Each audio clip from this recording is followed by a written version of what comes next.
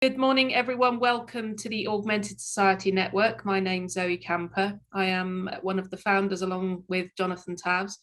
We are also joined by our co-lead, Julie Samuels, this morning, who is joining the network and is a fantastic addition for us to have. We'll talk about an upgrade. An upgrade. How dare you? Of course, absolutely. Only you, Mitch, can say that. No one else can. Well, you can actually. So we have an hour this morning. Our topic is blockchain and everything that goes along with that. It is actually an enormous subject, as everyone will be aware, and there is an awful lot to discuss. We will also take some time to explain some of the societal and technical elements of blockchain. I tend to veer towards the technical, Jonathan, the societal. So people, Julie, I'm not sure where you're going to be falling. I'm hoping you're going to be covering both. So I'm sitting on the fence. You're going to sit on the fence. I've got splinters on my butt. I'm ready. So we have an hour. We run from 11 till 12. Usual rules apply. There's lots of people here this morning, so we will attempt to get everybody's voices in.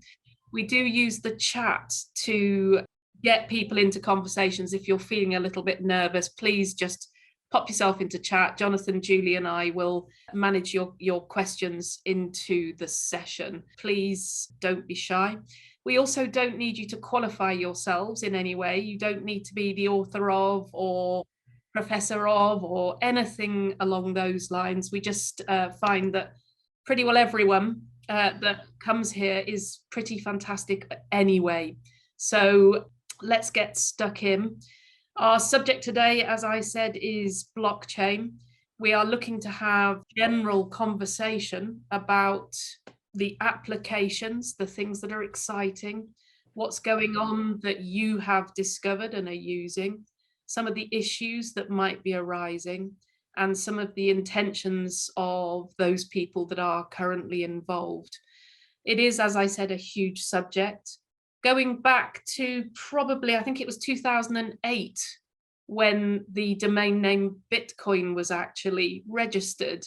And some of you here will have heard about Satoshi Nakamoto and some of the big events. One of the first transactions for Bitcoin, for example, was a pizza, buying a pizza, which was, the price was negotiated on a message board. Now we have come a very long way since then. I've also used blockchain and Bitcoin in the same sentence, and they are clearly two different things. My interest lies really with blockchain and what is possible and where we are currently, what's actually happening. But we felt we couldn't really discuss blockchain without really looking at some of the major applications, which of course are things like Bitcoin and also NFTs. So we will unwrap some of that, and I'm going to ask Julie or Jonathan to take us into the conversation and welcome everybody. It's great to see everyone here. So I'll just quickly go off of what Zoe was talking about, looking at, let's call it the anthropology of blockchain, right? We didn't really know what blockchain was. Most of us had first heard of it, that there was this dark art of cryptocurrency, not really understanding what it was. It all seemed rather speculative. Bitcoin might have been, when we first heard about it, maybe, $300 per or $600.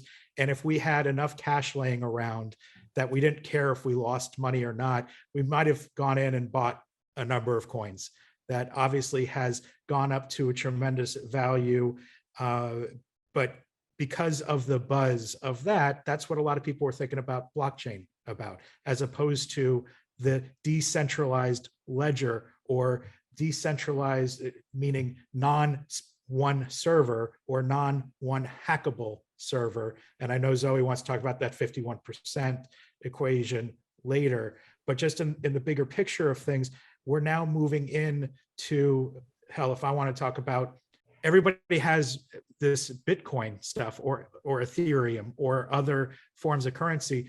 And there's maybe you hear stories about cities that use cryptocurrency that you can actually go into a shop and transact in that, but ultimately people are can't use it. So then I look at that as one of the reasons why we now see EFTs, which are in their base form. It's the way the press is like, again, we know the press gloms onto the silliness, right? So they're all looking at these fungible tokens, non-fungible tokens that are electronic, that could be art or whatever. What I'm excited about with all of this stuff is what's the future, and everything that we've done has been derivative of that base of cryptocurrency. And we can talk further on how I was going around talking in 2017 about the opportunities with blockchain, with us being able to collect or take control of our own data.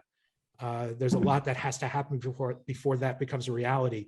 We could ostensibly have a conversation about blockchain every 4 to 6 months, but I think we would get bored of having that in these ASN sessions, because there's so much amazing stuff to talk about with connection of systems or technologies with society. I'm eager to hear a lot of different perspectives about what are we doing with blockchain? What are the possibilities? I can reel off a number of possibilities, but I want to make sure that we get to the larger conversation. So I'll intersperse some of that later, but I just wanted to throw that in about how so many things that we're seeing are derivative, and we are so far away from seeing the completion of potential of blockchain. That's what's nice about it, actually. I still, some of the development is still what we would refer to as CL, command line. So, you know, there are interfaces, there's lots of ways to make things that like NFTs or encrypt data, but there's still a fair amount of tech involved, unless you're going into some of the more readily available marketplaces. So what I love about this is that it's still ours for the taking and not owned by any one organization. And in fact, the very idea of it is to be, as Jonathan was saying, decentralized and therefore within our control. There's a long way between that and where we are now, and people understanding how to encrypt their own data and how to actually have it available as and when required. There's a very long way to go before we get to that. I was just thinking about its use on the dark web.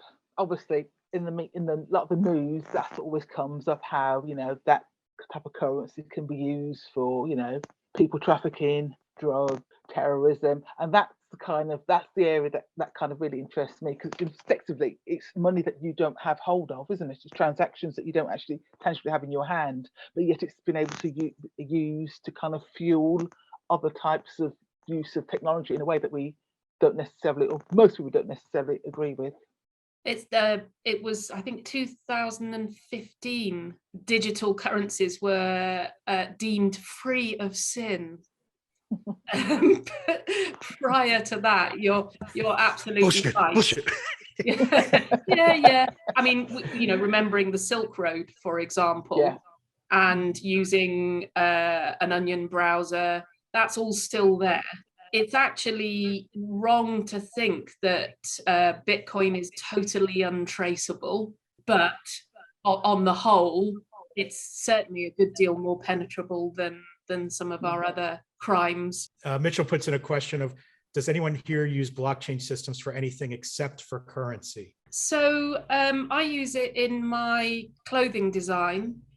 I actually use encrypted blocks and then encrypted outputs, actually in the form of a little hashed number, which I embed in the clothing that I make. And I record both the item and what it's made from, who made it, and everything else. But equally, I have a story that I'm telling, which is encrypted into the blocks. In the same way that Bitcoin had its Genesis block, block 0, the message in that was, and this was in 2008, the Times, January 3, 2009, Chancellor on brink of second bailout for banks. That was what was encrypted in the Genesis block. In my Genesis block, it was the start of a lovely story, actually. So when you're purchasing a garment, you're actually purchasing a story at the same time. Now, I'm an artist, so it has virtually no application beyond that, other than the resale market, which is where the garment then becomes totally traceable and trackable. But it's a permissions-based tracking. So it's not like a barcode that anyone could just read as you walk by. You have to take the hash and unencrypt it with the owner's permission. So it is a different thing. And I absolutely am having the time of my life. I'm not having the time of my life trying to explain it all sometimes, though, but that's another matter. I think there's another really interesting practice with blockchain, and I see the future where we're going to be able to vote, utilize, maintain our own blockchain, where we're having information what we would like. So whether it's members of parliament, whether it's Congress people, whether it's anybody in any government, instead of just listening to those with the biggest dollar amount, we would hope they're actually listening to the constituency. And if there is a receptacle of all of that information, like right now we're dealing with a bunch of black and white, positive or negative. There's no grayscale of decisions. I think that there's an opportunity by people being able to put in through questionnaires that are secure. In fact, out of the UK, there's a company that is able to scrape data from blockchain and keep the anonymity. Another thing that we're seeing, Adidas just made $23 million in a matter of minutes because they sold tokens.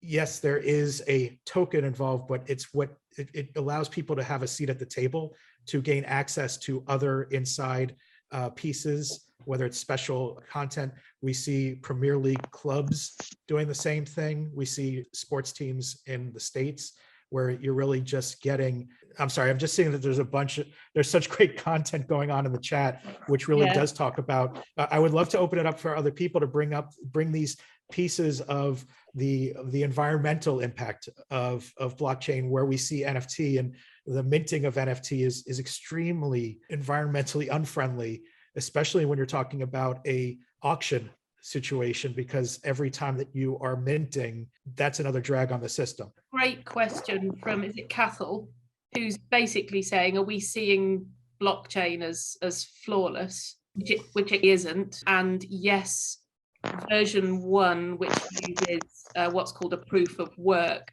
to determine what is actually placed in the blockchain. Work is already underway on Ethereum 2, which is moving to a proof of stake, which is a slightly more, well, it's a good deal better in terms of energy use.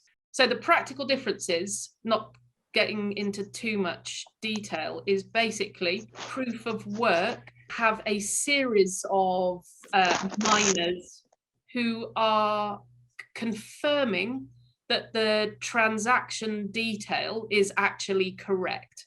The underlying issue is that we are trying to stop something called double spend. So when someone can spend their money twice. So you have a group of people on the network who actually compete to crack a code or a complicated piece of maths.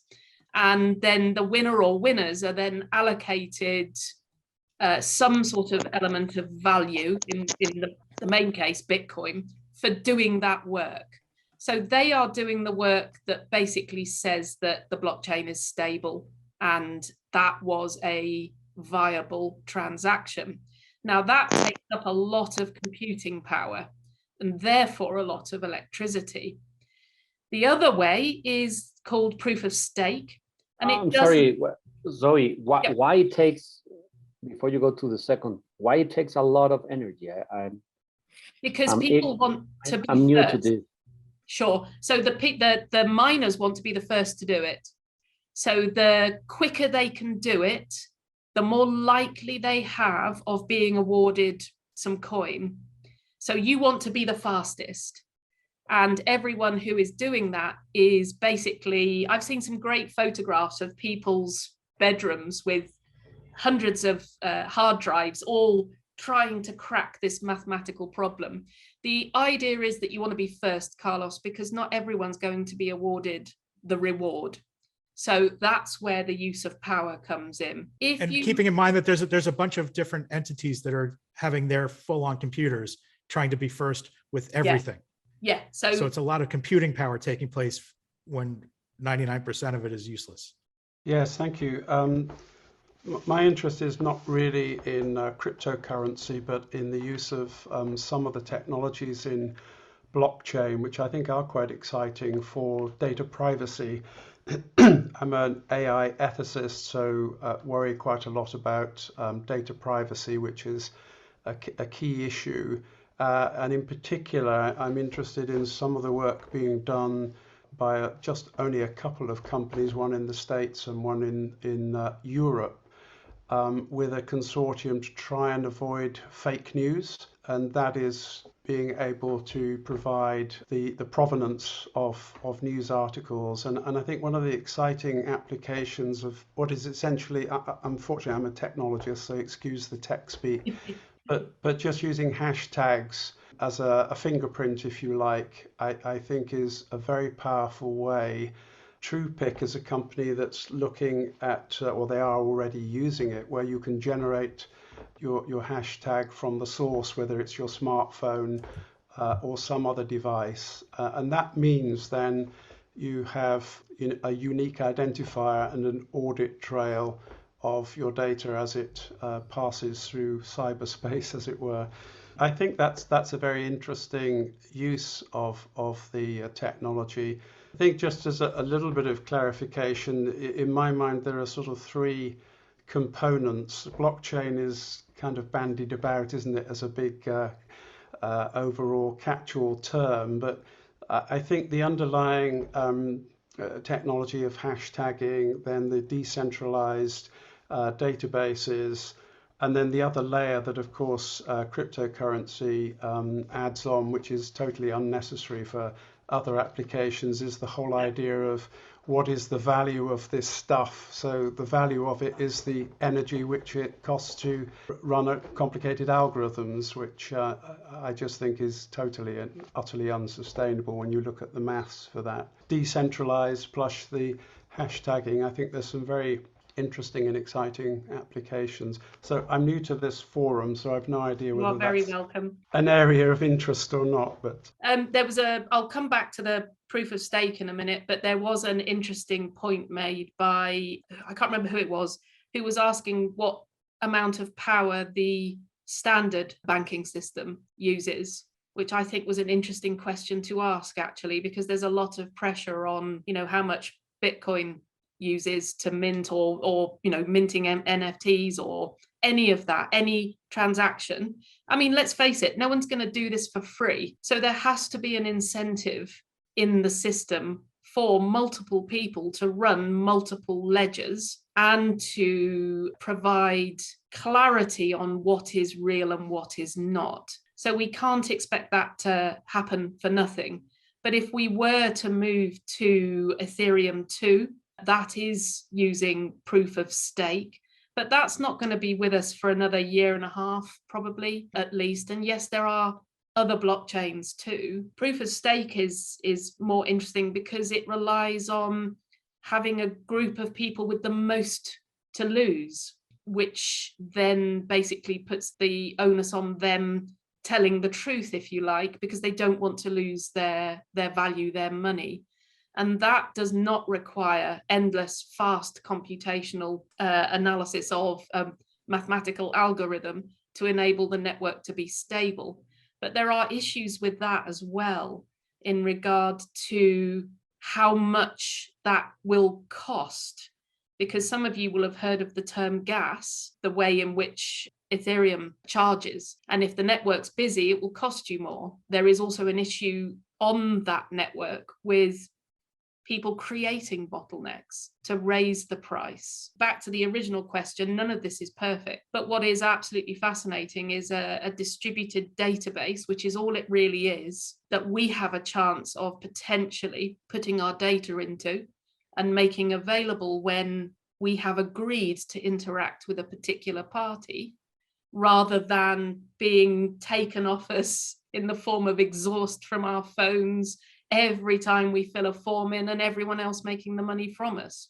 I've gone on a bit, so I don't know if that answers the question, Cathal, that you raised. Blockchain is not perfect. You know me, I love technology, but I like to see how it interacts with people. I think as much as we talk about decentralization, there are such powers that want to control everything. As much as we want to be able to control our data, I think that we really are in a space of the Wild West, where it's catch as catch can, do as you can without getting in trouble or not.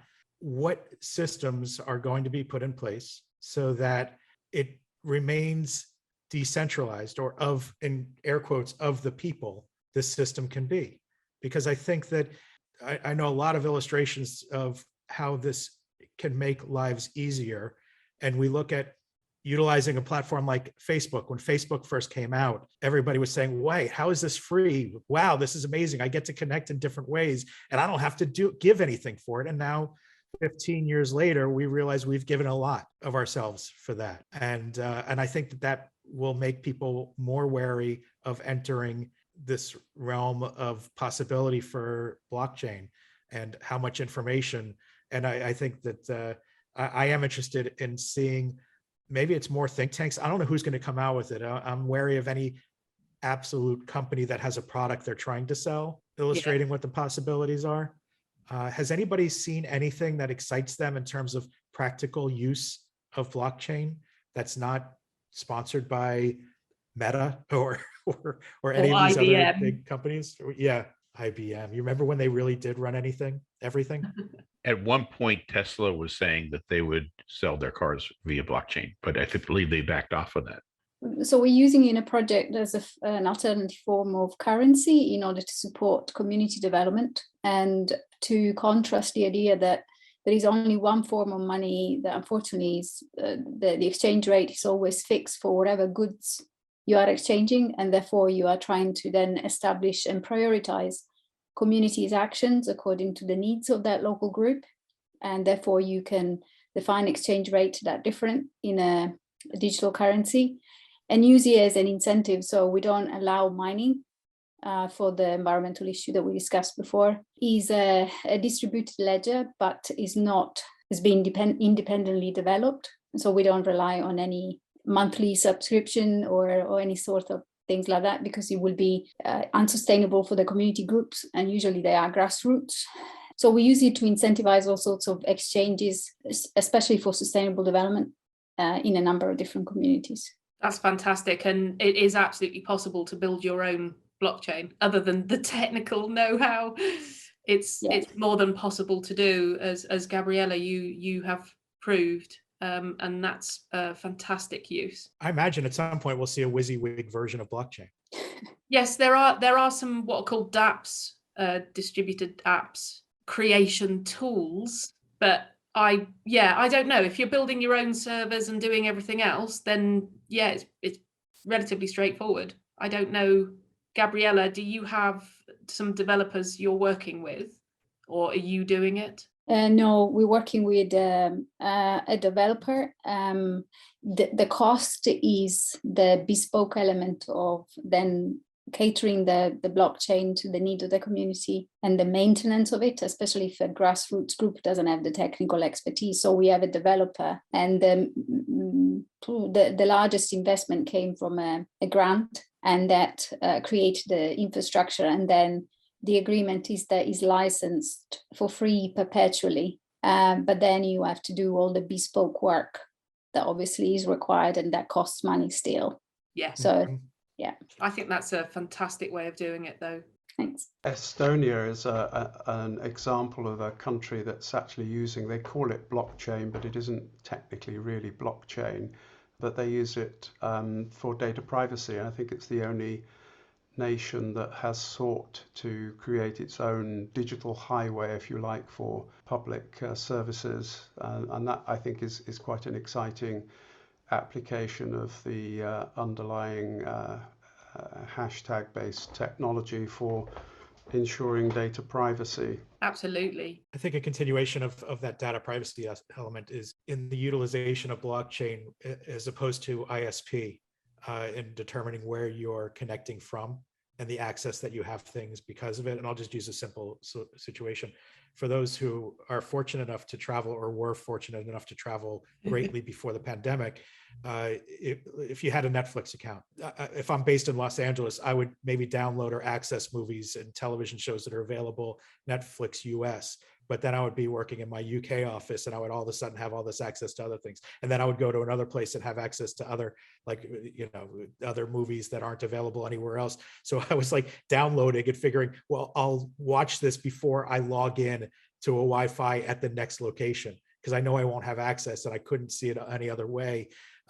There's a lot of those types of things that if they're able to track, if we're able to really track, and I guess my solution brings out the opportunity to benefit from being in the wrong place at the right time. From a individual perspective, you can carry more things with you, right? So even if we're talking about certain types of vaccine passports or COVID passports, things like that, and bringing that off, that it's not reliant on me having to open up some other third-party app and giving them all of my data in order to hold a QR code. I'm just connected into my blockchain. There's some universal accepted way of validating what's in my chain without giving up too much of the data to somebody else. Carlos. I have a question in terms of what Jeremy mentioned about ethics and AI. On the society will have to balance between maybe blockchain could be environmentally and sustainable, but privacy is something that is really wrong right now. Not only privacy, but the black box of artificial intelligence. Like nobody knows what is happening within this machine learning reality. Could blockchain solve that black box problem of the machine learning models that are used in Google, Facebook, in banks, in every place?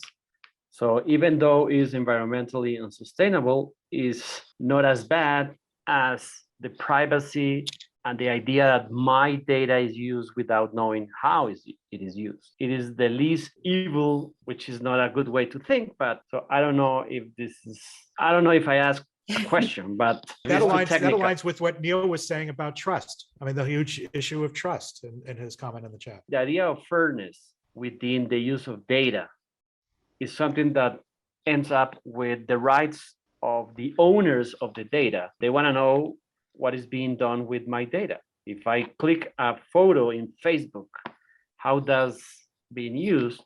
Could it be blockchain a solution that I can know how it is used or something like that? Yeah, I think blockchain is the wrong solution for the reasons that you've suggested. It's just not environmentally the right way to go anyway, but it's unnecessary. All we need is to ensure that it's a complex area that I'm writing on this topic at the moment, but there are several layers to it. One is actually ensuring that our regulatory system, like in Europe, the GDPR, is strengthened to grant better rights to what I call our digital footprint or our data. But okay, even if that were done, there is still the problem of how do you police digital data, which of course, unlike my chair, leaves my house. And the way to do that, I think, is through encryption.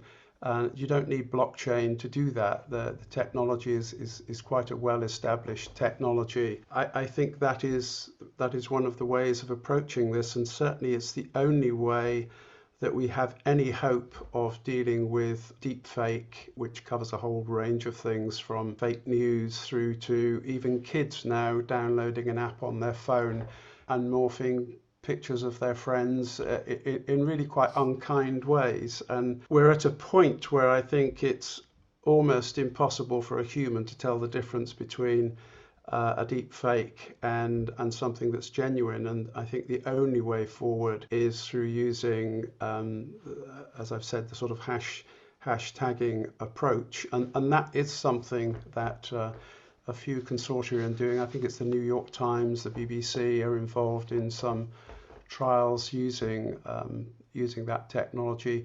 It's unfortunate that blockchain tends to get used for a whole bunch of things, which is really not the point. It tends to be used in cryptocurrency, but some of the underlying technology is actually much more interesting for other applications and doesn't have the environmental problems. So to answer your question, Carlos, I think it's possible to have a win-win without damaging the environment, but also protecting our data. I think we do need to put aside the idea that it's going to remain environmentally unfriendly. That's only the one element that Jeremy's been talking about. And if we do actually separate that off and just look at, not just, but look at blockchain for some of the uses outside of any of that, just forget Bitcoin, then it is a very interesting technology. And I think I'm right, Jeremy, in thinking that it actually emerged from the cryptographic community. I know there are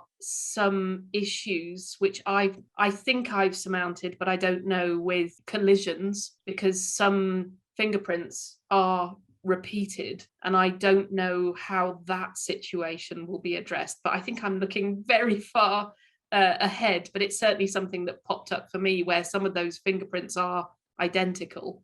It happened, I can't remember what the actual probability of that is, but there are still issues there. As far as the black box of AI, Carlos, no, I don't think so. I can't even begin to think as to how those two would be put together. I think AI is a totally separate issue, because it's algorithms plus data. And if you look at the problems that Facebook cause, it's because they use toxic algorithms, which are, they're deliberately designed to be manipulative, but they can only be manipulative if they have data to work with. It's too late for many people, but I can vision a future where data isn't available.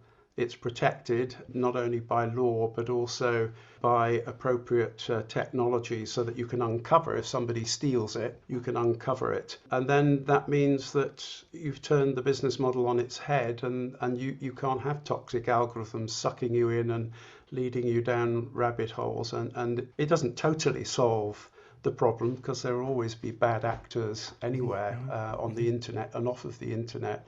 But I think it deals considerably with that problem. One of the biggest problems, frankly, with AI, that's my background. I spent 25 years in that world as a technologist and businessman. But one of the fundamental misnomers is that people are beginning to think that it is some sort of black box intelligence. It isn't. It's stupid. It's just simple pattern matching. And I was just reading an article today that really annoyed me, suggesting that we're going to be able to discover some new laws of physics using AI. And AI has absolutely no ability to reason, to think like a human does. And it is very, very, very limited in terms of what it can do. And it can only predict the future on the basis of data that is essentially data that is in the past.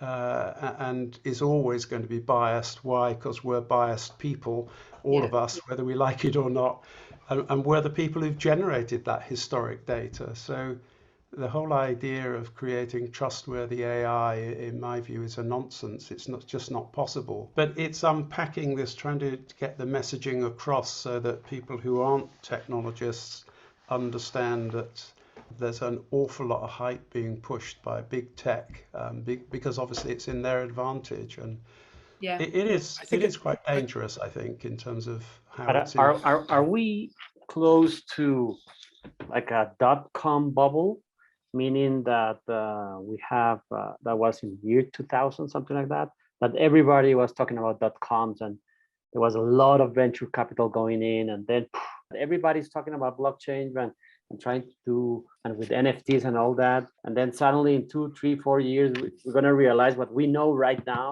that economically speaking, it will be just a bubble. So profitable that we can't do anything, and we have I think we need to look at things in abundance, because even with the explosions, you still have birth, rebirth, growth after. And there are things that we saw leading into the dot-com burst of 99. We're benefiting from some of those things that were developed then that they couldn't even imagine. Everything has changed. Talking about the black arts that a lot of this blockchain was dealing with at the beginning, we all enjoy streaming video. And who was the progenitor of streaming video? Pornography sites. I think we would all benefit by not pointing at positive or negative, good or bad, evil or whatever. It comes back to humans and to what Jeremy was saying about what AI is able to do. It's not just about what AI is able to do, it's how we as humans perceive what the technology is able to do. And if AI is, or if blockchain is able to present something in a way that we as humans are gullible enough to believe as truth. I like that whole trust thing that Neil brought up. Like, we can talk about for hours on just that trust quotient of blockchain, and how, if we can look at the big picture of what is possible. I think, Jeremy, to your point, we've got to put these in terms that the general public understands what the possibilities are, as opposed to the narrow of, well, what Bitcoin and Ethereum or NFTs or these other things. Because if you do that, then you can run down a rabbit hole of all the ways that things haven't worked, as opposed to what's possible. Hi, I had a question which was about sort of crypto philanthropy and sort of the rise of giving through cryptocurrencies. And if anyone had any interesting examples of this in practice, or on the other end, how nonprofits have benefited from cryptocurrency. Liana's putting something up called Diatom, which interestingly, I think nonprofits for the most part are very much like educational institutions, where it takes a long time to get to practices of success in new forms of revenue generation. And then it's even longer for them to start publicizing, because they're not living in a world of abundance. They're living in a world of limited resources. I would love to see where there's more sharing. Even the people that lucked out getting cryptocurrency and now have more money than they know what to even do with, instead of just using that cryptocurrency that they've earned to buy virtual real estate. There are quite a few examples, actually. Liana, can you fill us in on, is it Diatom?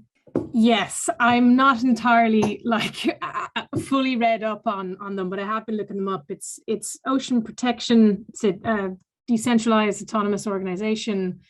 From what I could gather, they were like minting NFTs, and then portions of the money were going into ocean cleanup. But I've been trying to contact one of them to ask about that, because if you're minting NFTs, then are you just producing more, right. like more problem? So, but it could be a little more nuanced than that. I'm not sure if it is exactly NFTs, but that's what I was. Right. That was a different tack than I was thinking, in terms of putting out a product just to raise money. Like Social Good is a company that's out there that has created their own crypto, and supposedly I don't know how it's social good. It's another one of those things that they haven't really explained. How is it really good for people? Yeah, I guess I'm coming from it from a different perspective than most of the speakers so far. That I'm interested in digital preservation and thinking about how you prove or trust blockchain in 10 years, 50 years, 100 years from now, and wondering whether it's the same sort of problems you have with electronic signatures. If you like, there's a war between those trying to break the encryption, and you've constantly got to move the technology every 4 to 5 years. So you're very dependent on having trusted repositories, being able to prove the provenance and the procedures that have gone through to move from one technology to another. Is that the same with blockchain? It's all the same cryptographic tech, and at some point quantum computing will give us all sorts of issues in terms of decryption. That's something that we will actually have to have a conversation about at some point, where the cryptography is just not strong enough to withstand the enormous power of quantum computing. And that is a known issue for current thinking in cryptography. I am aware of, and in fact, I applied for quantum computing time via IBM. I just couldn't figure out what I wanted to do with it. And it was all very difficult. And that was 2-3 years ago now, actually. So I think it possibly ties in with that, Neil. although it feels very distant. The issues we've had with technology and, just thinking back about different video formats, how robust is the protocol that's used for NFTs now, for example? How robust is my RSA SHA key encryption? I just don't know.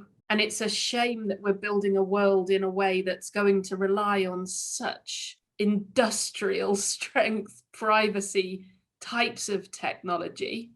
And it is a shame that it's built for a world where there is no trust. And I think we should ask ourselves some questions there about why is it we're designing for a no trust society. I know we do put lots of trust in our banks and our governments, and yes, that's shifting to a degree.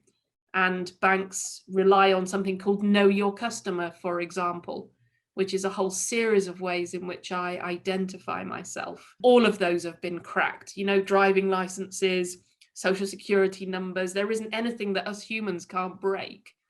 So I don't know. I've got lots I think to think the about. fundamental problem is the digital world, isn't it? Really, that the digital world just creates an environment in which people will forever be trying to break it. So we have to ask the question, do we always want to do everything in a digital world? And what institutions, what people can we trust?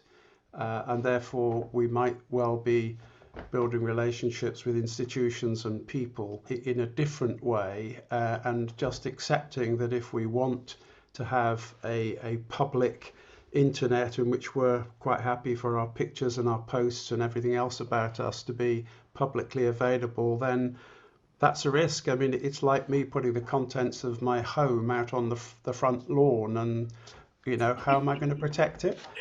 Jeremy, I got a lot of great pieces. I was walking by your house and I saw you throw all that stuff out there. Thank you for that. It was awesome. It is something we should all be asking ourselves. But is it back to my word is my bond?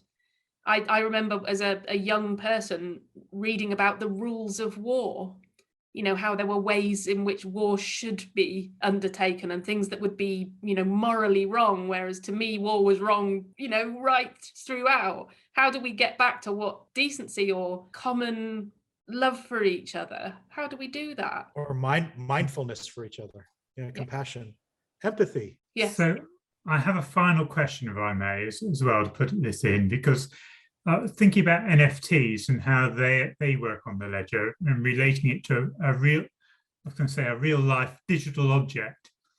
Typically, you protect a digital object by replicating it. So how does the NFT, and if you like, the proof that you have a digital original work, if you have multiple copies of it, you're replicating it to prevent it, for example, from any perhaps server or bit rot, that sort of thing? I think that's the same as any use of any digital item, element, whatever. I don't think you can separate them out in terms of, there's over in America, there's the video of the guy leaving the football pitch. I can just see that now, but that was sold as an NFT. I'm sorry, but I feel like the provenance is the same, whether it's physical or digital.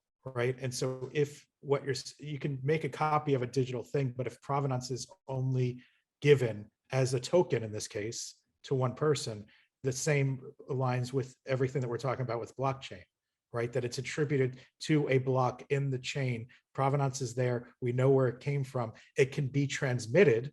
And then we see the contract, we see everything in the chain as to be able to track who owns what. You can copy it, but it's being copied. I think that's the point. So you can check track the provenance.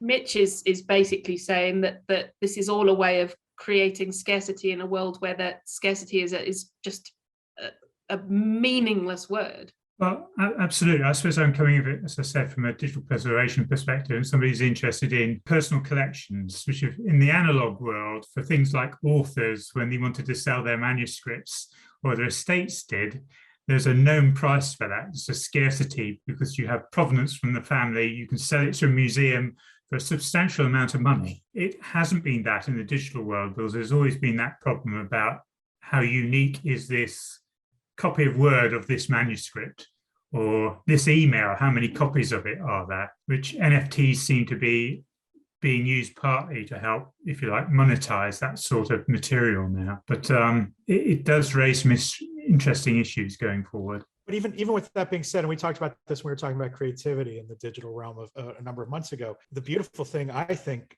in NFT in relation to the original artists is that they can then derive value in every future sale of that provenance, like of that ownership of the piece, which never existed before.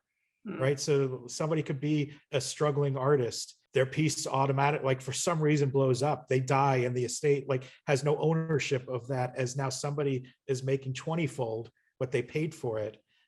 So from an artist perspective, I think there's something really cool about that. And at some point we'd need a conversation about how smart contracts work, which I don't want to do here, but that's the tech that sits on top, which is just coding, basically. We are rapidly running out of time, and I feel like we've only really lifted the lid on this, which I guess is all we could ever really achieve. It's been an absolutely fascinating conversation. Our next session is on the 17th of February.